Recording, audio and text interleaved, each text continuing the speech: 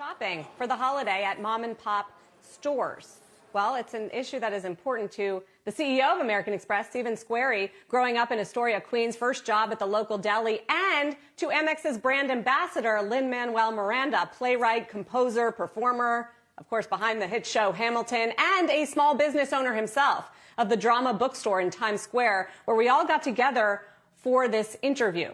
Small biz is key to Amex's growth story right now at the moment for investors because the category held up during the pandemic. Plumbers and lawyers and contractors all remained pretty resilient and is rebounding now along with Amex's entire consumer and travel business. I asked Squeri about the weakness in the payment stocks lately. Visa, MasterCard, both negative for the year. PayPal down 20%, while Amex is up 40%. Here's what he said. I mean, they're not balance sheet heavy companies. They depend on lots and lots of transaction growth. They're all run by really great executives who, I interact with obviously on an ongoing basis because we're in that industry.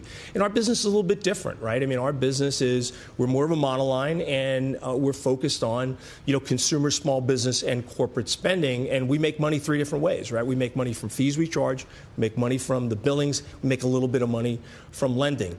Their business models really depend on more and more transaction growth, and but that's not cooling off, is it? I don't think it's cooling off. I mean, if you look at some of them have reported they reported great growth, but it's all about expectations. And when people say to me, when we have our earnings, well, you missed expectations. Well, I didn't miss my expectations. I may have missed your expectations. And the reality is, we know a little bit more about what's going on within our business than a lot of other people do.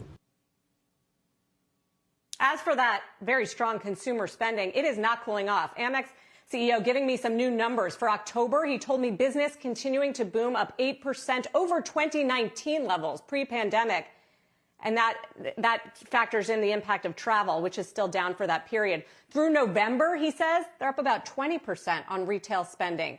He says he's continuing to see that strength lasting into next year. I'll have much more from the conversation with the CEO of Amex and with Lin-Manuel Miranda, including the reopening of Broadway and streaming and theaters with his new movie, Encanto, hitting theaters today for Thanksgiving weekend. It hits the streamers, Disney Plus, in time for the holidays. Carl, I know you are a theater buff and a fan of Lin-Manuel. It was an interesting conversation about how to prioritize the box office with the streaming release, which I know is a very big focus for investors right now as well.